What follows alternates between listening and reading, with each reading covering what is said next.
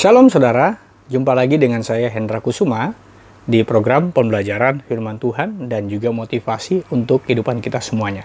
Saudara, menyambung video saya yang kemarin tentang peranan seorang worship leader dalam sebuah ibadah itu penting, saudara. Nah, saya berjanji untuk bisa membahas tentang teknisnya. Bagi seorang worship leader, seorang pemimpin pujian, dia bukan cuma sekedar hanya tahu bahwa dia pemimpin pujian, tapi dia juga harus paham fungsinya. Tapi yang kedua, dia juga harus paham teknisnya untuk menjadi seorang WL yang baik, saudara. Karena kalau kita tidak ngerti bagaimana menjadi seorang WL yang baik, bagaimana kita tidak mengerti bagaimana teknisnya, maka bagaimana mungkin kita bisa give the best lewat apa yang Tuhan taruh dalam hidup kita. Saudara, saya ingat ketika Yesus memberikan talenta kepada para hamba-hamba. Yesus memberikan perumpamaan tentang talenta.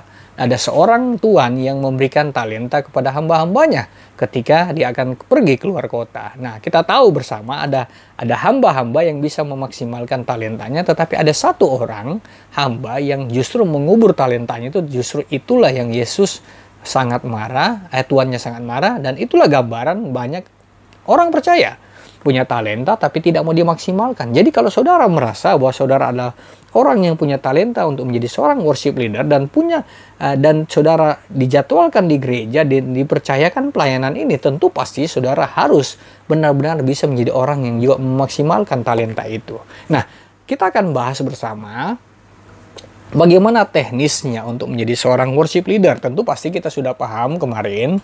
Kita harus paham bagaimana peranan atau pentingnya seorang worship leader. Nah, saudara, kalau seorang worship leader, maka yang pertama kita akan belajar tentang harus detail secara teknis bagaimana mengerti untuk memahami, untuk mempersiapkan lagunya sendiri untuk seorang pemimpin pujian. Nah, yang pertama saudara, yang saudara harus siapkan untuk memprepare. Nah, kemarin kita belajar tentang bagaimana prepare, praktis dan juga atau latihan dan juga presentasi atau actionnya dalam ibadah itu sendiri. Nah, yang pertama kita harus pikirkan untuk seorang worship leader, dia harus pikirkan tema. Jadi tema lagunya. Jadi contoh, temanya tentang kemenangan. Berarti lagunya kemenangan terjadi di sini. Nah, itu seperti itu. Berarti tentang kemenangan atau bangkit serukan nama Yesus. Nah, itu satu tema. Itu maksudnya. Jadi memperhatikan temanya.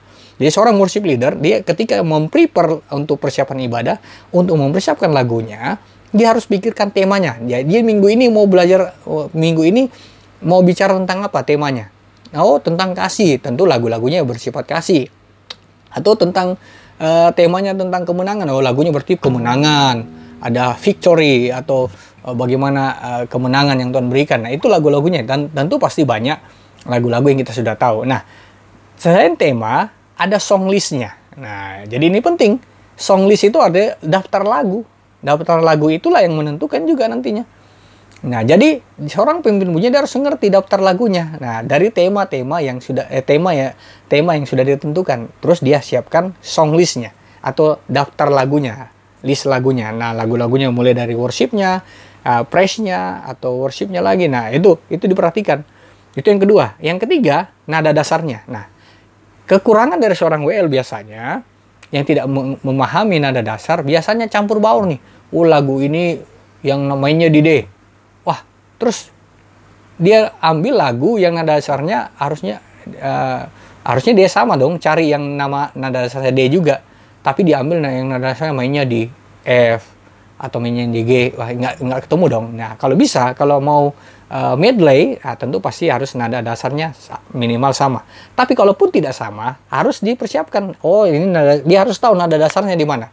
Kenapa dia harus tahu nada dasar? Karena itu juga searah dengan kemampuan untuk mencapai nada-nada sampai di mana. Itu. Terus bagan lagunya penting. Nah, bagan lagu itu begini, kita ngerti ini lagu pertama. Bagannya bagaimana? Nyanyinya gini, satu kali, terus turun, terus naik dua kali dulu ulang dari awal, terus masuk ref. Nah, itu bagannya saudara. Terus penting yang namanya kita ngerti awal, akhir, dan masa transisinya. Artinya awalnya kita mulai dengan lagu penyembahan itu, atau kita bisa awali dengan lagu praise, nggak masalah. Tapi yang penting awalnya itu apa, terus akhirnya kita mau tutup dengan bagaimana. Nah, karena di dalam awal dan akhir ada yang namanya worship statement. Nah, worship statement itu adalah ketika kita ada kata-kata yang tapi bukan khotbah ya. Kata-kata yang bisa menjadi sebuah statement untuk kita bisa meneguhkan audiens atau jemaat yang sementara kita tuntun untuk bawa masuk ke dalam hadirat Tuhan.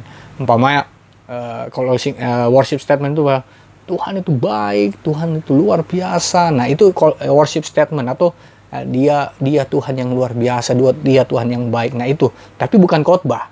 Nah, terus seorang worship leader dia harus mengerti, paham tentang tempo. Nah, ini yang kadang-kala terjadi di seorang worship leader ya. Temponya, ya kan? Temponya kalau sudah kecepatan atau temponya berapa per berapa, nah dia harus paham. Makanya seorang worship leader dia harus banyak dengar lagu. Nah, tapi tempo pun juga bisa akan berubah sesuai dengan kesepakatan dalam praktis, dalam latihan. Nah, kalau kita nggak sepakat, gimana? Makanya perlu latihan. Nah, itu tempo. Terus, yang terakhir, musik aransemennya bagaimana? Kalau saudara mau gubah sebuah lagu, aransemennya bagaimana? Nah, itu perlu kesepakatan. Nah, seorang worship leader, dia harus tahu. Dia harus paham, dia maunya bagaimana. Musik aransemennya, lagu apa? Lagu umpama ada lagu worship yang seringkali bisa dikasih jadi praise, bisa, ya kan? Umpama lagu contoh, sebab dia hidup ada hari esok, sebab dia hidup ku tak gentar, karena ku tahu dia pegang hari esok. Hidup jadi berarti sebab dia hidup. Nah, itu kan worship ya. Tapi kalau dia bisa temponya cepat, bisa lagu ini. Sebab dia hidup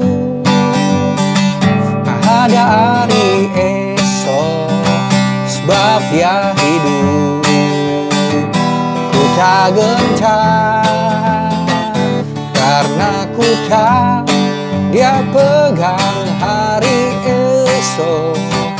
Hidup jadi berarti sebab dia hidup. Nah, itu tempo. Jadi harus ngerti temponya. Seorang worship leader, dia harus ngerti tempo. Kalau dia nggak ngerti tempo, dia akan tidak connect dengan pemain musik nantinya. Itu bahayanya. Dan saya pastikan ibadah akan bubar. Atau ibadah akan menjadi kacau, saudara. Nah, perlu tempo. Dan aransemennya. Mau aransemen bagaimana? Ya kan, aransemen, tadi yang saya kata worship, ada lagu worship yang bisa diaransemen jadi lagu praise.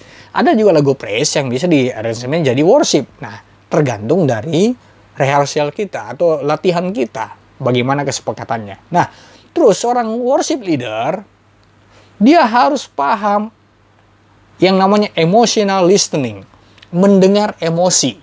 Nah, lihat situasi jemaat. Kalau jemaat sudah situasinya penyembahannya sudah naik, istilahnya ya, jangan langsung dihentikan. Makanya saudara harus paham emosi situasi yang ada waktu itu. Nah, terus technical listening, bagaimana mendengar teknik-tekniknya, saudara. Teknik mendengar itu penting. Nah, artinya saudara harus punya kepekaan di dalam sebuah situasi ibadah, saudara, supaya ibadah itu bisa berjalan dengan baik dan tentu pasti dengan teratur. Karena Roh Kudus pun bekerja dengan teratur, ya kan?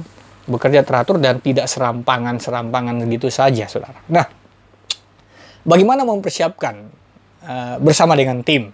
Nah, biasanya latihan bersama itu ya minimal 90 menit latihan bersama biasanya.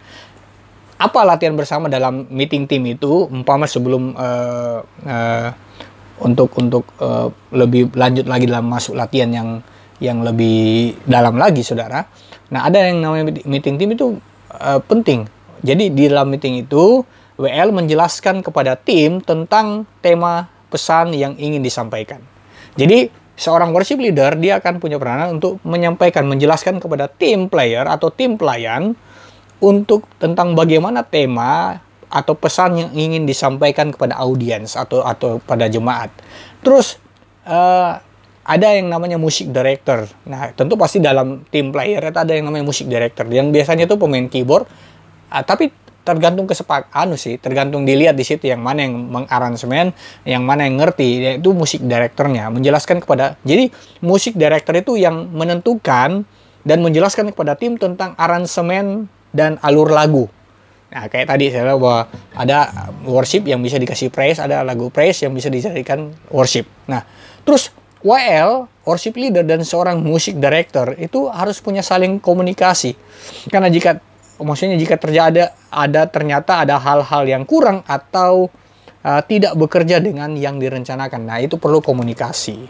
Dan seorang WL dia harus ekspresif. Nah, itu penting juga. Mengapa harus ekspresif, saudara? Nah, ya kan? Jadi pertanyaan, mengapa harus ekspresif untuk menjadi seorang WL?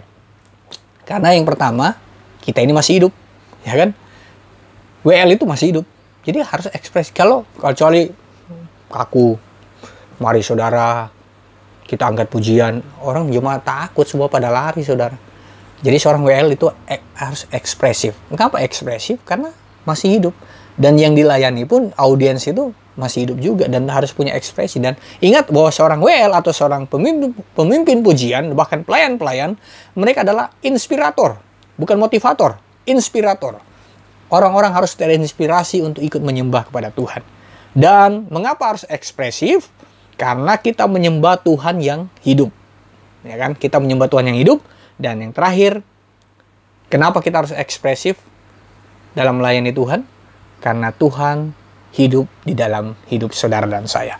Nah, saudara, pemazmur berkata dalam Mazmur pasal 66 ayat yang kelima, "Pergilah dan lihatlah pekerjaan-pekerjaan Tuhan, ia dahsyat dalam perbuatannya terhadap manusia."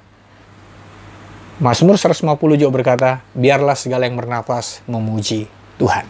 Saudara, God bless you. Semoga lewat tayangan video ini saudara diberkati, lewat teknis untuk menjadi seorang worship leader yang baik. Mungkin saya masih kurang untuk menjelaskan, tapi minimal ini bisa membantu saudara untuk menjadi seorang worship leader yang bisa memberikan yang terbaik untuk Tuhan lewat talenta, dan talenta itu dimaksimalkan lewat latihan, dan tentu pasti diperlukan yang namanya prosedur yang baik untuk bisa menghasilkan ibadah yang maksimal.